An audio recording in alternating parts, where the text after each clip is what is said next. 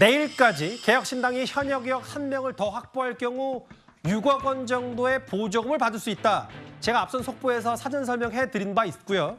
여기에 무소속 양정숙 의원이 합류했습니다.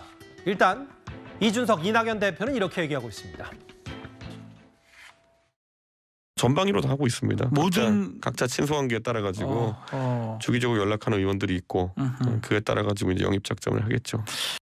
양정숙 의원은 법원에서 완전히 무죄로 끝났어요. 네. 그래서 그런 구설수에서는 벗어났기 때문에 저희들이 모시고 싶은 것은 사실입니다. 저희가 준비한 이 주제였는데 저희 뉴스타트 방송 시간에 이미 채웠기 때문에 이제 6억을 받게 된 개혁신당이 됐어요. 앞서 발언기를 드리지 않았던 서정 변호사께 이 질문을 드릴 텐데 국고보조금 1억 안팎이고 5석에서 19석 정당 국고보조금 최소 25억이다. 지금 현역 4명이고 오늘 여기에 양정숙 의원이 합류했다. 이낙연 대표, 이준석 전 대표도 현역 의원 영입을 공언한 바가 있거든요. 어떻게 평가하시겠어요? 한동훈 위원장이 이제 이거 말한 것처럼요. 한 단어로 저는 이제 이거 위장 결혼이라 봅니다. 위장 결혼. 위장 결혼은 이제 뭐냐? 사랑하는 감정이 없이 그냥 이제 뭐 영주권을 얻거나 아니면 이제 돈을 갖다가 벌기 위해서 위장으로 결혼하는 게 위장 결혼인데 이게 범죄입니다. 지금 이제 개혁신당에 하는 게 있어서는 위장 결혼을 봐요. 정당이라는 거는 이제 그 같은 공통의 비전이나 가치를 공유하는 이런 데 결사체가 정당인데 아무런 비전이나 가치를 공유하는 게 없다. 이 말은 결혼을 보면 사랑이 없는 오로지 돈 때문에 결혼했다. 이게 위장 결혼 아닙니까? 예. 이런 식의 정치를 저는 후진, 퇴행으로 만드는 따라서 이제 그 국고 보조금 제도도 좀 이게 개선이 필요한 게 아닌가 이래 보입니다. 이제 개혁신당에 합류하게 된 무소속 양정숙 의원도 입장을 낸 모양인데 제3지대로 유권자에게 확실한 선택지가 될 거고 그리고 또 하나 있나요? 양정숙 의원 얘기가 고민 거듭한 끝에 개혁신당 참여를 결정했다. 민주당에서 정치를 시작했고 쉽지 않은 결정이었는데 개혁신당에 합류하게 됐다 이 얘기를 했어요.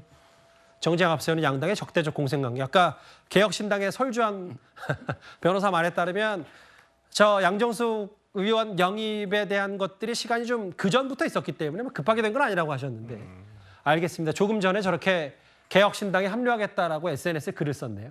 다음 화면을 볼까요? 김수민 평론가님. 물론 여기 보면 황보승 의원은 일단 합류하지 않았어요. 근데 이제 정치자금법 위반 논란 등이 있었고 본인 부동산 관련 논란이 이제 21대 의정활동 초기부터 있었기 때문에 이낙연 대표에게는 무죄 받아서 모시고 싶었다라고 황보승 의원에게는 연락한 적이 없다고 했는데 민주당에서 제명된 양정숙 의원의 합류를 어떻게 보셨어요? 좀 많이 의외였었고 예상을 할 수 없는 합류였다고 보는데요. 그러니까 개혁신당이 개혁이라는 것을 당명으로 표방을 하고 있다면 중요한 것은 기호 3번이나 국고보조금이나 이런 것이 아닙니다. 영화 대사에도 나오듯이 명분이 없다 아닙니까? 이런 말이 나오면 안 되는 거거든요. 이게 1차적인 건데 개혁신당이 거대 양당 혁파를 과제로 삼고 있는 정당이라면 거대 양당의 원래 그 내부에 있었던 사람이라고 했을 때 그 사람이 그 당의 쓴소리를 평소에 하고 철저하게 비주류 노선을 갖고 개혁을 그래도 시도를 했고 이런 인사들이 개혁신당으로 합류를 해야 명분이 생깁니다. 근데 양정숙 의원이나 황보승 의원이 그런 인사였는가? 아니었던 거거든요. 그냥 공천 배제자들을 모은다고 해서 공포의 외인 구단이 되지는 않습니다. 그렇기 때문에 민주당이나 국민의힘의 진짜 찐으로 비주류 행보를 해왔고 예. 네, 이런 인사들 예를 들면 저는 국민의힘의 김세현 전 의원이라든지 예. 민주당의 김혜영 전 의원 이런 인사 정도는 돼야 개혁신당이 뭘 영입을 했다. 물론 국고보조금에는 하나도 도움이 안 되겠지만 그 정도는 돼야 이제 명분이 서는 거거든요. 근데 그런 인사 영입이 되고 있는지 이 부분은 저는 개혁신당한테 좀 아픈 부분이라고 봅니다.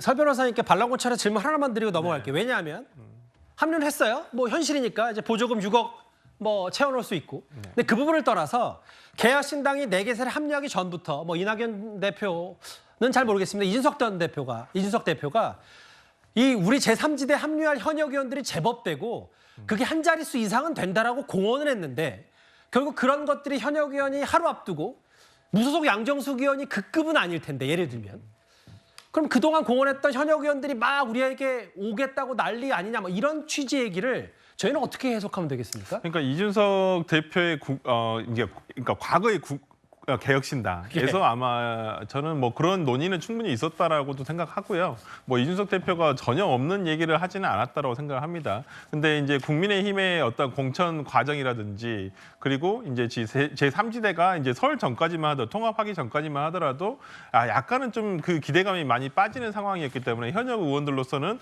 옮기기가 쉽지는 않은 상황이었을 거예요. 그런데 저는 이제 통합된 어떤 3지대로서 하나의 당으로서 지금 가다 보면 저는 이 충분히 그릇은 만들어진다고 생각을 하고 아마 현역 의원, 뭐 민주당 아니면 국민의힘 양쪽에서 충분히 다시 입당을 하실 분들이 많으실 거라고 저는 생각을 합니다. 설 변호사 나오시니까 짧게 하나 더요. 지금 영상 보면 사실 설 인사할 때 각기 다른 이제 그래서 누군가는 폄하를 무지개라고 폄하하던데 이제 통합이 됐으니까 색깔 결정이 됐어요. 왜냐하면 오렌지는 절대 안 된다는 내부 기류도 또 있는 것 같아서. 뭐 일단 오렌지를 기본적으로 하고 거기에 이제 새로운 미래가 쓰고 있던 뭐 프로시아 블루라고 하던데 저도 정확하게 모르겠습니다. 전문가가 아니라서. 예. 근데 그걸 조합해서 쓰려고 지금 아마 오렌지랑 다른 색깔을 섞어. 뭐 섞는다. 아직은 정해진 바는 없습니다. 근데 기본적으로는 오렌지색 개혁신당이 과거에서 썼던 오렌지색을 기본적으로 아마 가져갈 것으로 지금 저 생각하고 있습니다. 알겠습니다. 색깔도 이제 당 내에서도 여러 가지 말들이 많으니까. 알겠습니다. 7일까지 만나봤습니다. 지금까지 들은 여러분들의 목소리를 만나볼 차례죠. 첫 번째 댓글입니다. 조국 신당과 개혁 신당에 누가 들어갈지가 관전 포인트다라고 하셨고요. 저도 그렇습니다. 5.18 민주화 운동이 개인 입시 비리와 어떤 점이 비슷한가요? 조전 장관 비판하셨네요. 말하는 건 자유지만 조국의 입이 부담스럽다라고 하셨어요. 이삭줍기 철이 다가옵니다라고 하셨고요. 마지막 보겠습니다. 역시 정치는 예술이 아닌 예능인 것 같다. 댓글 5개 모두 감사드립니다.